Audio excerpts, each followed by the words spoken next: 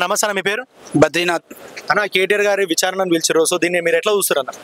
ఇదొక ఫేక్ కేసుగా చెప్పడం జరుగుతుంది. ఎందుకంటే హైదరాబాద్ని అభివృద్ధి ప్రదంలో నడపడానికి ఫార్ములా 1 అనేది చిన్న చిన్న మారుమూల ప్రాంతంలో ఎవరికి తెలియంది కూడా ఫార్ములా రేస్ ద్వారా అలాంటి ఒక ఈవెంట్ పెట్టడం వల్ల హైదరాబాద్ బ్రాండ్ ఇమేజ్ పెరుగుతుందనే ఉద్దేశంతో తను ఆ రోజు ఎలక్షన్ ముందు క్యాబినెట్ సమావేశం లేకుండా అప్రూవల్ తీసుకోకుండా హెచ్ఎండి ద్వారా నిధులు ఇచ్చానని తనే స్వయంగా ఒప్పుకోవడం జరుగుతుంది. ఇది ఒక కుట్రపూరితంగా తనను కూడా ఒక ఓటు కేసులో దొంగ కాబట్టి అందులో అరెస్ట్ చేసినందుకు తనని కూడా ఎలాగైనా కేటీఆర్ గారిని కూడా 1-2 రోజులన్నా జైల్లో ఉంచాలన్న ఉద్దేశంతో ఈ యొక్క ఫేక్ కేసు పెట్టడం జరిగింది. అంటే ఇప్పుడు పగ రాజకీయాలే జరుగుతున్నాయని అనుకోవచ్చా?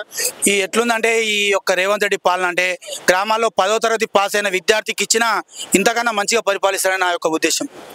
రేవంత్ రెడ్డి పాలన పిచ్చోడి చేతిలో రాయి తప్ప ఏమీ లేదు. ఈ 6 గ్యారెంటీలు 420 హామీలు అమలు పరిచే దిశగా లేడు.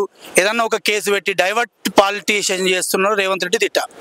సో మళ్ళీ ఇప్పుడు కేసీఆర్ గారికి కూడా నోటీసులు ఇవ్వడం జరిగింది కాళేశ్వరం ప్రాజెక్ట్ మీద. సో దాని మీద మీరేమంటారు? కాళేశ్వరం ప్రాజెక్టు వల్ల ఉత్తర తెలంగాణ వెళ్తే ఒకసారి జరుగుతుంది. కాళేశ్వరం ప్రాజెక్టు వల్ల సుమారు ఒక 40 లక్షల ఎకరాల సాగు జరుగుతుంది. దాన్ని మన ఇదే తెలంగాణ భవన్లో హరీష్ రావు గారు ఒక చక్కటి ప్రజెంటేషన్ ఇచ్చినా కూడా ఈ కళ్ళు లేని వాళ్ళకి కనబడదు. అది చూస్తే కానీ తెలుస్తుంది.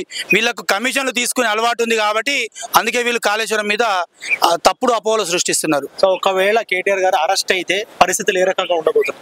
కేటీఆర్ గారిని అరెస్ట్ చేయాలనే ఉద్దేశం అతనికి ఉండదు. ఎందుకంటే అంత ధైర్యం కూడా చేయడు. ఒకవేళ అరెస్ట్ చేసినా ధైర్యంగా కోర్టులో ఎదుర్కొని మేము దాన్ని ముందుకెళ్తాము.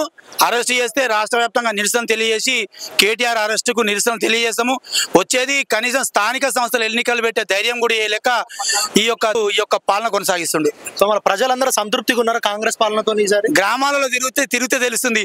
ఒక తిట్టుకుంటూ ప్రతిరోజు ఉదయం లేచి తిట్టుకుంటూ ముఖ్యమంత్రి అయిన తొలి ముఖ్యమంత్రి దేశంలో ఈడే, ప్రతిరోజు తిట్లు తింటున్న ముఖ్యమంత్రి కూడా దేశంలో ఇతను ఒక్కనే అంటే రికార్డు సృష్టిస్తాడు అనమాట.